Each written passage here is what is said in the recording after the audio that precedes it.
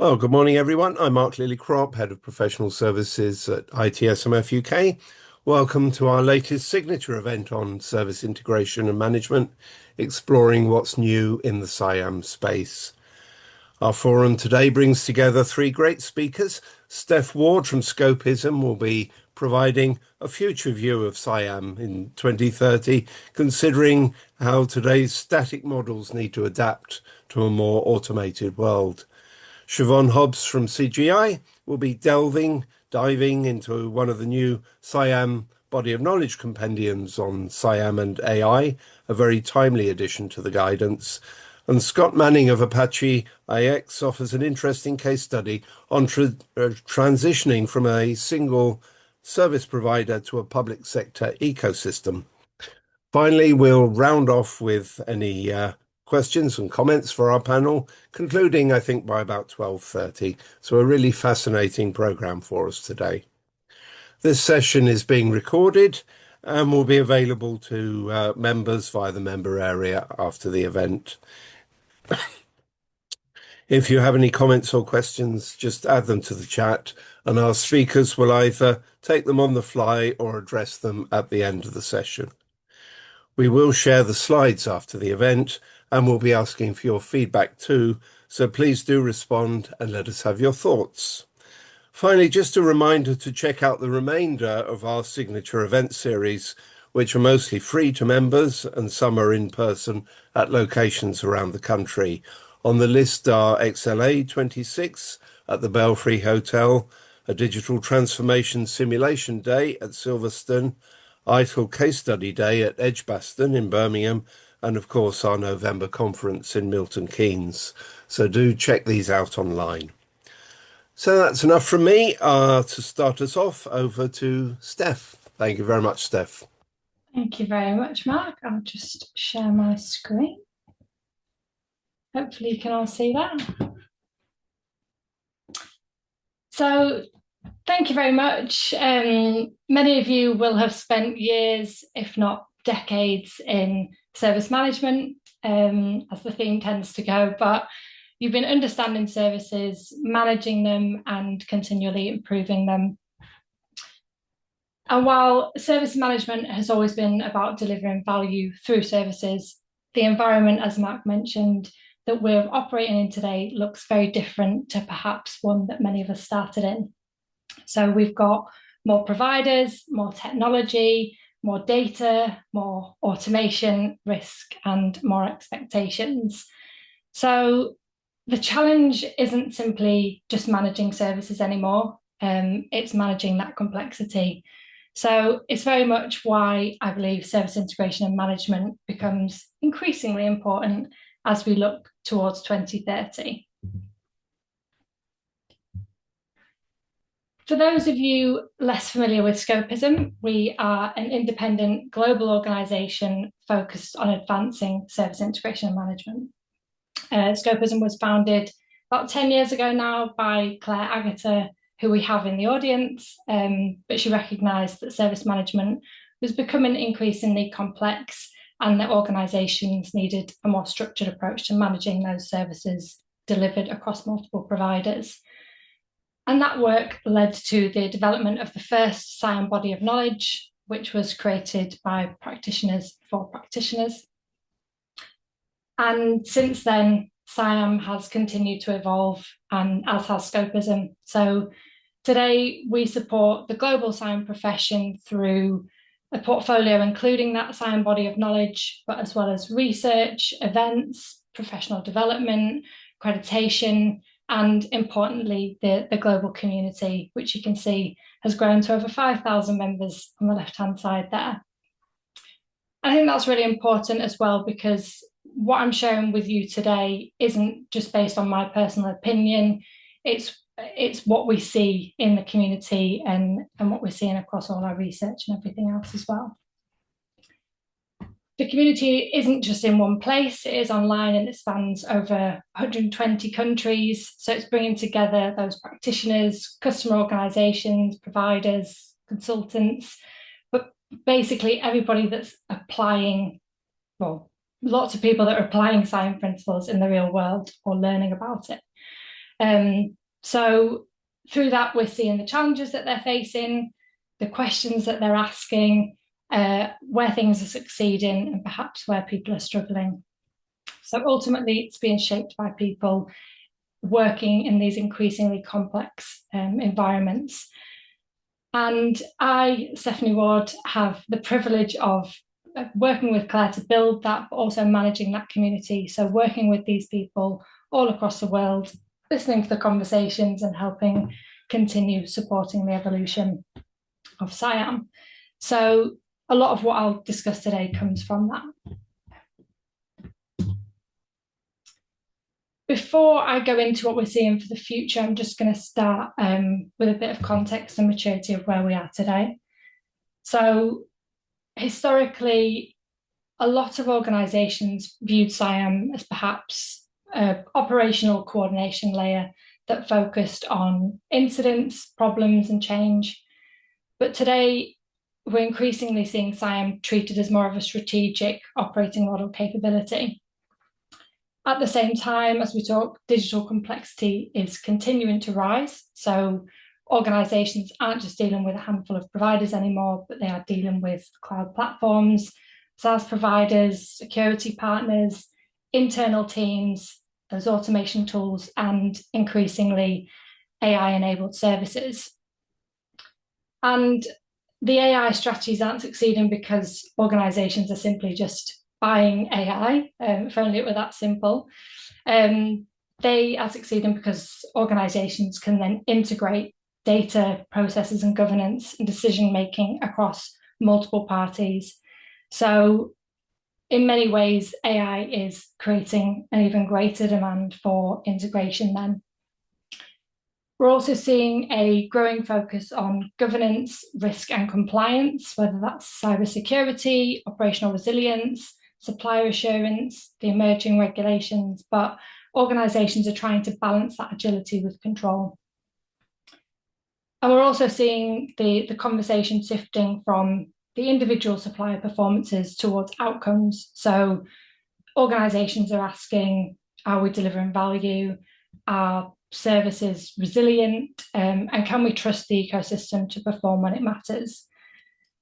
Which leads, I guess, to an interesting challenge, because even when every supplier can be performing well, as we know, the overall service can still fail. So this may be a slide that is familiar with some of you, many of you can relate to it, but what's happening then when every supplier is reporting green, and why is that customer experiencing red? End-to-end service invoice red for 4 hours, 12 minutes, 12,000 users impacted, 1.4 million invoices delayed, £1 worth of invoices. Many of you will be familiar with that as the watermelon effect. We talk about it a lot. Everything looks green on the outside. SLA reports are green, supplier scorecards are green, KPIs are green, but when we talk to the customer, their experience is red. And traditionally, we might ask, well, which supplier is failing? Who's not telling the truth? But what SIAM does is it encourages to ask a different question. And that is, well, what if nobody's failing? Everybody's telling the truth. But what if the problem is then existing between the suppliers? And we recently introduced the dropped baton effect. So if we imagine this as a relay race with the best athletes in the world, every runner is talented, the best in the game, and they're performing to the best of their ability. They understand their role, but the baton is dropped or delayed during the handover, contributing to an overall loss for the team. Now, that failure isn't with the runner, it's with the integration point, and that's really where SIAM comes in. So instead of focusing purely on how individual suppliers perform, SIAM can help us understand how the whole ecosystem performs together. And when we look then at our global SIAM survey, organisations are telling us the same thing. So 82% want to have better performance from their existing providers. They're not necessarily looking for new ones, but they're looking for their existing providers to work better together. 79% want a better ability to measure and attribute that service quality. So In other words, organisations want that better visibility across the whole service. And if we go back to that relay race, if you haven't already connected those dots, each of those runners is representing a specialist provider bringing that expertise in their own area. The customer doesn't care who runs the fastest leg. They care about whether the baton reaches the finish line.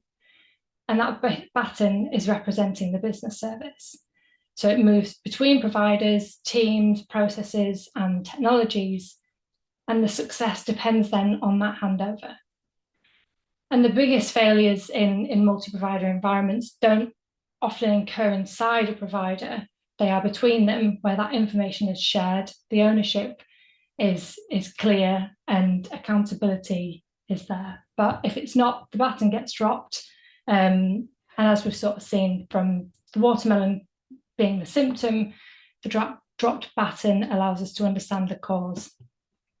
So that's exactly the challenge then that SIAM was designed to address.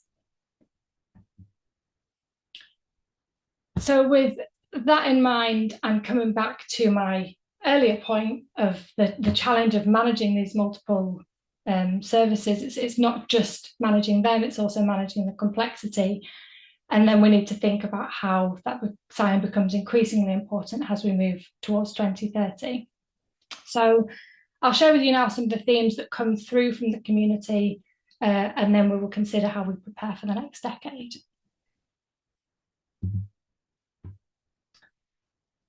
The first signal that we're seeing is adaptability. So we've said multi-provider environments don't stand still. New suppliers, new technologies, these AI capabilities are evolving, business priorities are shifting, and regulations change. So customer expectations are continuing to rise on top of all of that, and this is becoming the operating reality. We're also seeing it in how SIAM itself is evolving. So traditionally, SIAM may have been associated with IT, but we're seeing organisations apply SIAM principles much more broadly across finance, HR, facilities, security, and more business functions. And with that, they each bring their own governance models, their own cultures, different data, and different expectations. So the complexity isn't just adding up, it's not just increasing in that way, but it's multiplying. Then when we start layering things like cloud services, platform providers, SaaS solutions, and the increasing AI capabilities on top of that, the SIAM is managing more providers, more technology, and more dependencies than we've ever seen before.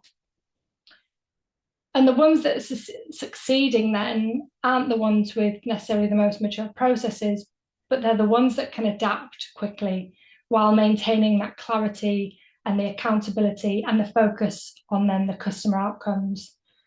So it's not something it needs to become something that we design for and not something that we're just dealing with afterwards, I suppose.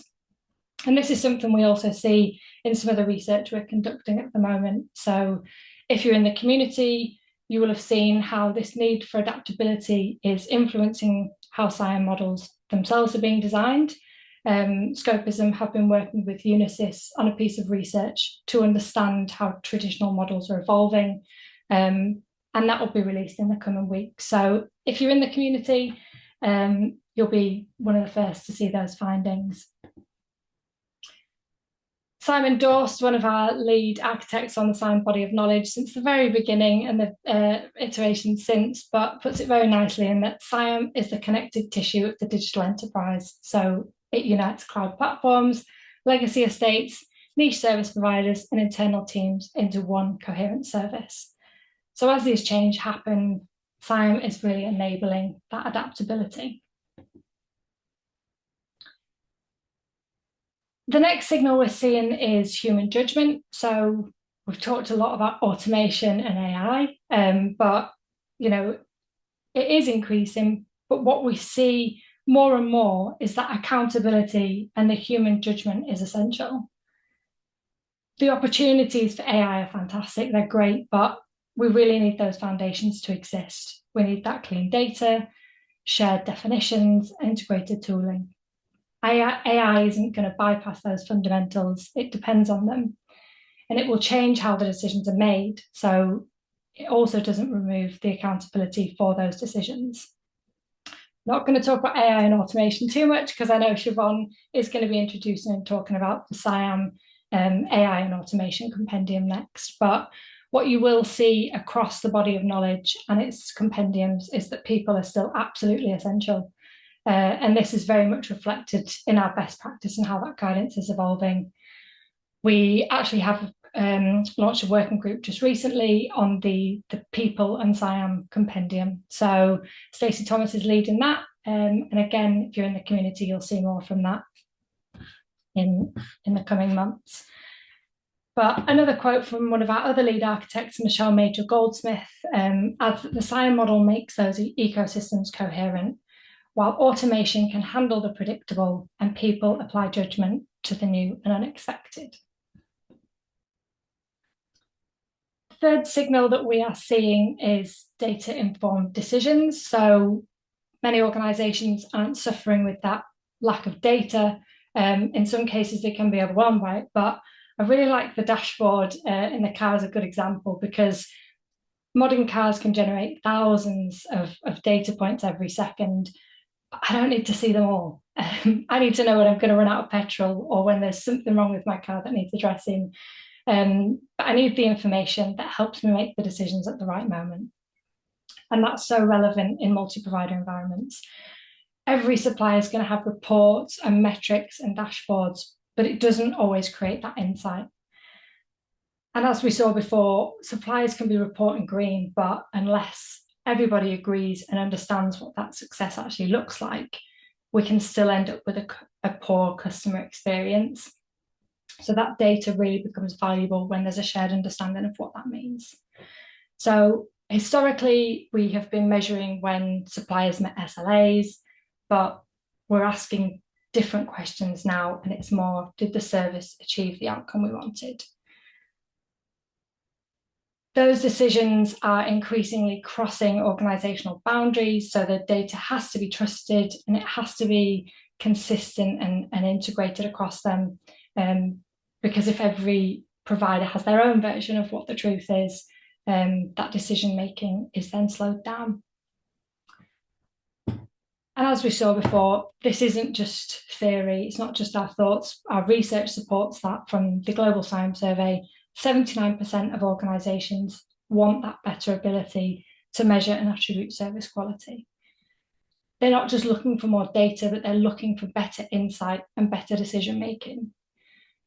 So the organisations that will be succeeding as we move towards 2030 and beyond will be able to turn that data, into shared decisions across the entire ecosystem.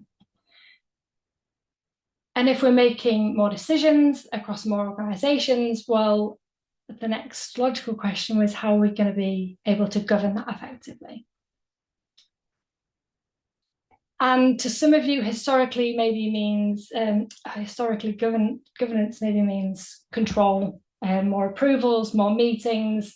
Some people wince at the thought of governance, but as ecosystems become larger, faster and more complex, the approach becomes increasingly difficult to sustain. So linking back then to adaptability, if that's important, people need to be able to make decisions closer to where the work is happening. You can't have every decision waiting for a monthly governance board. And we're seeing trust become just as important as that control. Good governance should be creating the confidence that people understand their responsibilities and the risks and can make those informed decisions within agreed boundaries. Shared accountability, when services span across multiple providers, accountability rarely sits neatly in one place, and the success then depends on those organisations working together rather than just protecting their own silo. And we talk about innovation. So the best governance models aren't slowing that innovation down. They're creating the guardrails that allow that innovation to happen safely. They're enabling organisations to move quickly without losing that sight of the risk compliance and customer outcomes. We've talked a lot about this previously, but this is also now reflected in frameworks like the Digital Operational Resilience Act, DORA, NIST cybersecurity, and much wider regulatory expectations. So organisations are expected to understand and govern their entire ecosystem and not just their own internal operations. And it's also something that we look at from a Scopism SIAM Assured perspective. When we're assessing organisations, we want to look to make sure that there's governance, risk management, and accountability, as well as continual improvement, and that the foundations are there to allow and enable organisations to innovate and adapt with confidence. And if it's not, those recommendations to be able to do that. But ultimately, governance shouldn't be creating that sort of friction.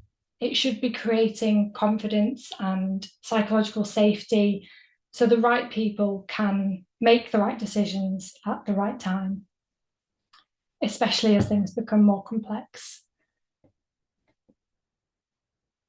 So if I pull all of this together, just as a few practical takeaways on the right-hand side there, but we've talked about these 4 signals on the left: adaptability, human judgment, data-informed decisions, and responsible governance.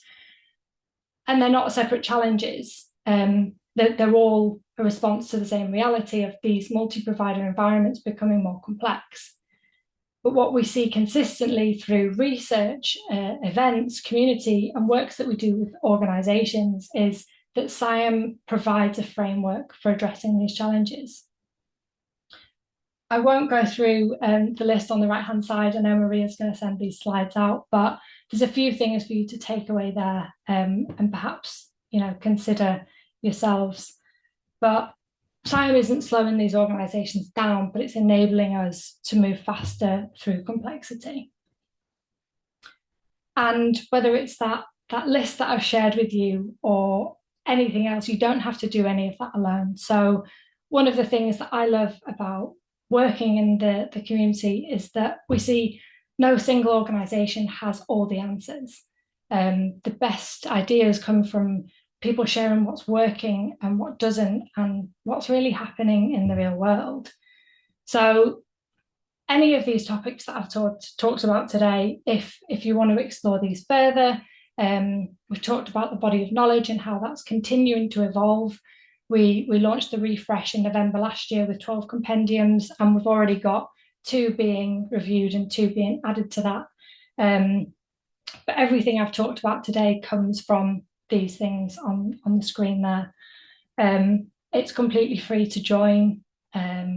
We've also got practical, we've got the SIAM Essentials that we've recently launched. So if you're fairly new to SIAM or want to share that with your teams, SIAM Essentials provides a practical introduction in less than an hour in bite-sized chunks.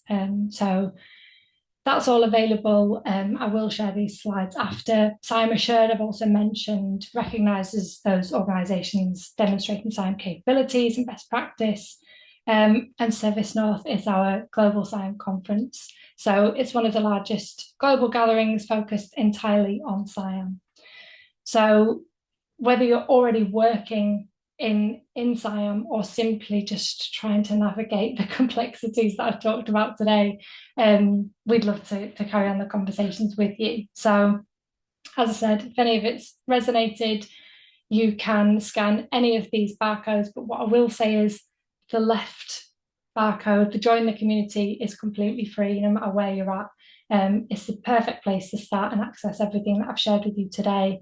If you're a customer organisation and you're considering things, we do offer a 1-hour free complimentary briefing just to understand where you're at. There's no pressure. This absolutely isn't a sales pitch, but it's a good place to start, along with our maturity assessments and things that I've shared as well.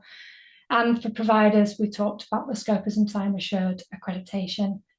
So enabling you to demonstrate SIAM capabilities and commitment to best practice there. So on top of that, for smaller organisations, we've also introduced a directory, so it'll help you connect with specialist providers. But really, to end, I suppose, if you're starting your journey or you've been working in service management, service integration for years, we would love to continue the conversation. So please reach out or scan those QR codes if you'd like to talk after.